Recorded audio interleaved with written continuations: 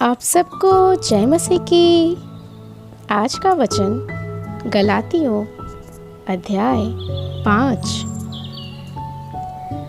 मसीह ने स्वतंत्रता के लिए हमें स्वतंत्र किया है, अतः इसी में स्थिर रहो और दासत्व के जुए में फिर से न जुटो। देखो, मैं पौलुस तुमसे कहता हूँ कि यदि खतना कराओगे तो मसीह से तुम्हें कुछ लाभ न होगा।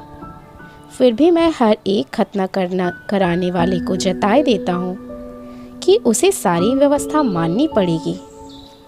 तुम जो व्यवस्था के द्वारा धर्मी ठहरना चाहते हो, मसीह से अलग और अनुग्रह से गिर गए हो, क्योंकि आत्मा के कारण हम विश्वास से आशा की हुई धार्मिकता की बाट जोहते हैं। मसीह यीशु में न खतना और न खतना रहित कुछ काम का है, परंतु केवल विश्वास जो प्रेम के द्वारा प्रभाव डालता है। तुम तो भली भांति दौड़ रहे थे, अब किसने तुम्हें रोक दिया कि सत्य को ना मानो? ऐसे सीख तुम्हारे बुलाने वाले की ओर से नहीं। थोड़ा सा खमीर सारे गुथे हुए आटे को खमीर कर डालता है। मैं प्रभु पर तुम्हारे विषय में भरोसा रखता हूँ कि तुम्हारा कोई दूसरा विचार न होगा, परंतु जो तुम्हें घबरा देता है वह कोई क्यों न हो दंड पाएगा। परंतु हे भाइयों, यदि मैं अब तक खतना का प्रचार करता हूँ तो क्यों अब तक सताया जाता हूँ? फिर तो क्रूस की ठोकर जाती रहे। भला होता कि जो तुम्हें डवाडोल करते हैं वे अपना अंग ही काट डालते। हे भाइयों, तुम स्वतंत्र होने के लिए बुलाए गए हो, परंतु ऐसा न हो कि यह स्वतंत्रता शारीरिक कामों के लिए अवसर बने, वरन प्रेम से एक दूसरे के दास बनो, क्योंकि सारी व्यवस्था इस एक ही बात में पूरी हो जाती है, तू अपने पड़ोसी से अपने समान प्रेम रख।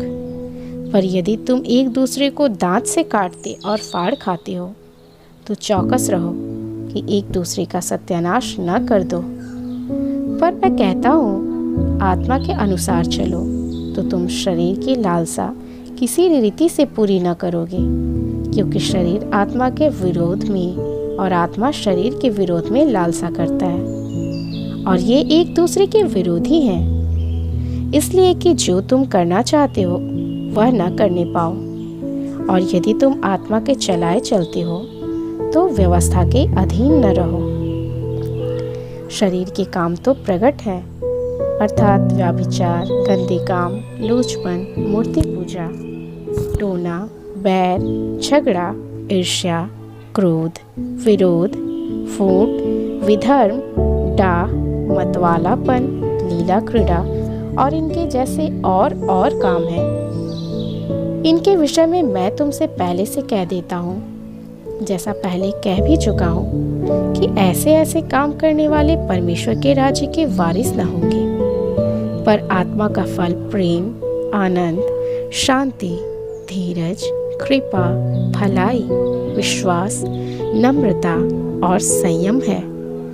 ऐसे ऐसे कामों के विरोध में कोई भी व्यवस्था नहीं। और जो मसीह यीशु के हैं, उन्होंने शरीर को उनकी लालसाओं और अभिलाषाओं समेत क्रूस पर चढ़ा दिया है। यदि हम आत्मा के द्वारा जीवित हैं तो आत्मा के अनुसार चले भी। हम घमंडी होकर न एक दूसरे को छेड़ें और न एक दूसरे से डाह करें।